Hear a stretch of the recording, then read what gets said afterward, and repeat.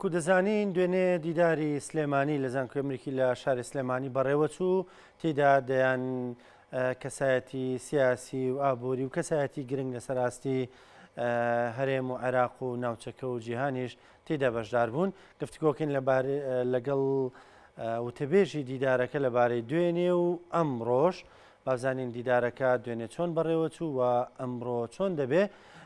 بەڕێز لینا ئەمیر وتەبێژی دیداری سلێمانی خاتو لینا سڵاو لێ بێم کاتت باش ئەگەر پێمان بڵێ دوێنێ لە یەکەم ڕۆژی دیدارەکە هیچ گرفتێکتان هەبوو هیچ گرفتێکتان بۆ دروست بوو لە بەڕێوەچوونی دیدارەکە و ئەمڕۆ چۆن دەبێت؟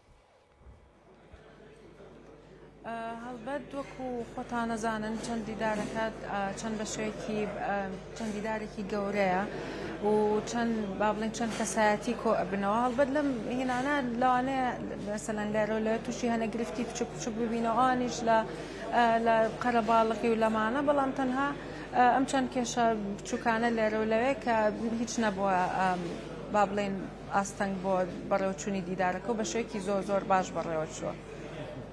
باشە خاتولینا پێمان بڵێ دیدارەکان چۆن بوون بە پێی ئەو بەرنامەی کە دانرا و دیدارەکان گفتگۆکان بەڕێوە چوون کەسایەتیەکان کاتبوون، یعنی چەندە جۆرێک لە پەیوەندی هاوڕێیانە دۆستانە، یعنی ئەم دیدارانە چەندە دەتوانێت جۆرێک لە پەیوەندی دۆستانە دروستکە بۆ کەسایەتیانی کە تێدا بەشدار دەبن.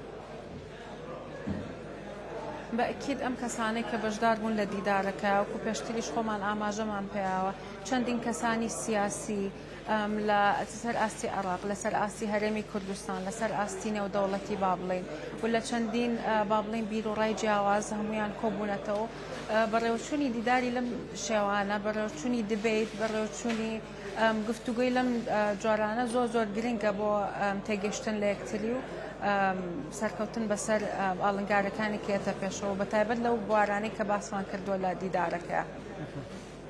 باشە خاتولینا دیداری سلێمانی بەروارێکی دیاریکراوی هەیە یاخۆت ساڵی یەک جار ئەنجامەدرێ تر کاتەکەی گۆڕانکاری پێدا دەکرێت؟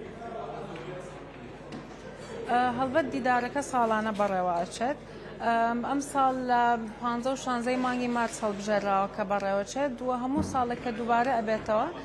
کاتەکەی تقریبان با بڵێن لە مانگی سەیە بەڕێوەچێت، یعنی نزیکە لەیەکەوە، ئەوە نییە با بڵێن لە زستانە بکرێت لە هاوینا بکرێت، کاتەکەی با بڵێن تا حەدێک سابتە. باشە خاتولینا ئەمڕۆ 16 یادی 35 ساڵ تێدەپەڕێ بەسەر جینۆسایدی هەڵەبجەدا. ئێوە بە مەبەست ئەم ڕۆژەتان هەڵبژاردووە یان بە پێی گونجاندنی کاتەکە بۆ میوانەکان؟ هەڵبەت زیاتر بە پێی گونجاندنی کاتەکە دانراوە ئەم دیدارە و کەوتۆتە یادی کیمیاباران و یادی ئەنفالکردنی هەڵەبجەوە ئەمساڵ و بۆنەی ئەوەشەوە سەرۆکی پێشووی حکوومەتی عێراق دکتۆر بەرهەم ساڵح بڕیارە وتارێک پێشکەش بکات لەسەر یادی کیمیابارانی هەڵەبجە لەمڕۆیە کە لە دیدارەکە ئەفەن لە دیدارەکە کاتی بۆ دانراوە. سەرۆک کۆماری پێشووی عێراق خاتولینا پێمان بڵێ ئەمڕۆ دیدارەکان ساعت چەند دەست پێ دەکەن؟ دیارترین و کەسایەتیانەی کە ئەمڕۆ قسە دەکەن کێن؟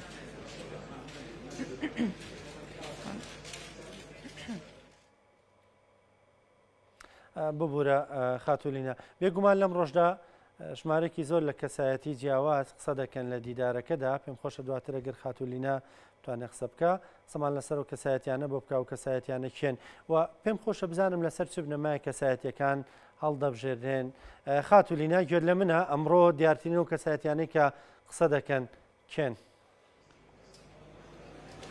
ئەو کەسانی کە ئەمڕۆ بەشدارن لە دیدارەکەی ئەمڕۆیەک و ئاماژەمان پێکرد دکتۆر بەرهەم ساڵح سەرۆکی پێشووی کۆماری عێراق، کاقبات تاڵەبانی جێگیری سەرۆکی حکوومەتی هەرێم ئەویش بەشدار دەبێت و هەروەها بە بەشداربوونی وەزیری پلاندانانی عێراق، پارێزگاری بانکی ناوەندی گشتی لە بانکی ناوەندی عێراق هەروەها بەشدار دەبێت و هەروەها بە بەشداربوونی چەندین سیاسەتمەنداری تر کە لە شەرنیە لە پانەڵەکە بەشداربوون، بەڵام میوانداری کراون زۆر بە خۆشحاڵیەوە. بەڵێ باشە خاتولینا لەسەر چ بنەمایە کەسایەتیەکان دیاری دەکرێن کە بانگێش بکرێن بۆ نێو دیدارەکە؟ ئەم دیدارە با بڵێن لەسەر بنەمای ئەو تۆپیکانەی کە دیاری کراون لەسەر بابەتی ئەو کێشە و گرفتانەی کە ڕوبەڕووی عێراق و ناوچەکە بوونەتەوە بۆ ئەم ساڵ ئەو کێشانەی کە باس ئەکرێت کێشەی ئابووریە کێشەی سیاسیە با بڵێن باسی ژینگە ئەکرێت و بەپێی ئەم مەجاالانە ئەو کەسە باڵادەستانەی کە دەنگیان بە شێوەیەکی باش دەڕوات کە کاریگەریەکی چاکیان هەیە لە ناوچەکە لەسەر ئەم بنەمای میوانەکانمان دیاری دەکرێن. باشە خاتولینە لەسەر راستی گیان یاخود ناوچەکە کەسایەتیەک کە بانگێش کرا بێ و نەهاتبێ کەس هەیە؟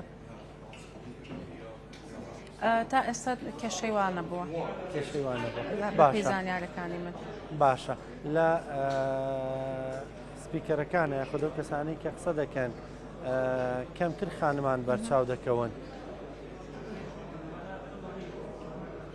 بەڵێ هەڵبەت بە ڕێژێکی باش خانمان بەشداریان کردووە لە ئیڤنتەکە بەڵام ئیتر بە بۆنەی با بڵێن پسپۆری بە بۆنەی پسپۆری خەڵکەکانەوە لەسەر ئەم تۆپیکە جیاجیانە هەڵبەت یعنی بۆ شێوەیە ڕێککەوتۆ بەڵام وەکو بینیومانە لە دیداری دوێنەشدا بە شێوەیەکی بەرچاو ڕۆڵی ئافرەتان هەبووە لە چ لە بەشداربووانی شاو چ لە پانەلستەکانە وەکو سپیکەر.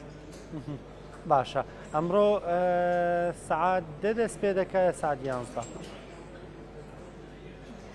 وا بڕیارە سعات 9 دەست پێ بکات 9 دقە. باشە بەڵام لەوانەیە ئەوە بەپێی قەرەباڵغی و هەنە شت لەوانەیە کەمێک تەخید کرد بەڵام کێشێکی ئەوتۆ دروست ناکات لە بەڕێوەچوونی دیدارەکە بەگشتی. باشە خاتولینە وەکو دواپرسیارم بۆی کاتی وەر زۆر نەگرین دەزانم سەرقاڵم بە دیدارەکەەوە زۆر جار هەندێک کەس پێیان خۆشە بێن ڕەنگە خەڵکانی تایبەتمەند بن خەڵکانی پسپۆر بن خەڵکانێک بن حەز بە گفت و گۆکان بکەن بیانێ بەشدار بن دەرفەت بە خەڵکی تر دەدرێ بێت دابنیشێ وەکو گوێگەر هەڵبە ئەو کەسانەی کە لێرە میوانداری کراون زۆربەی هەمووی کەسانی پسپۆڕن هەمووی کەسانی با بڵێن باڵادەستن هەمووی کەسانی کاریگەرن لە ناوچەکە هەڵبەت بە بۆنەی لەوانەیە شانەکە ئەوەنە گەورە نەبێ شانەکە ئەوە نەفراوان نەبێ هەوڵ درراوە بەپێی توانە ئەو کەسانەی کە بتوانن بەشداری بکەن بانگهێشت کراون و ئەگەر ئەم توانایە نەبێت ئەم دەرفەتەش نەبێت بۆ ئێمە بە شێوەیەکی ڕاستەوخۆ دیدارەکە دەگوازرێتەوە لەسەر کەناڵی شاشەکان لەسەر تەلەڤیزیۆن دەرەکەوێت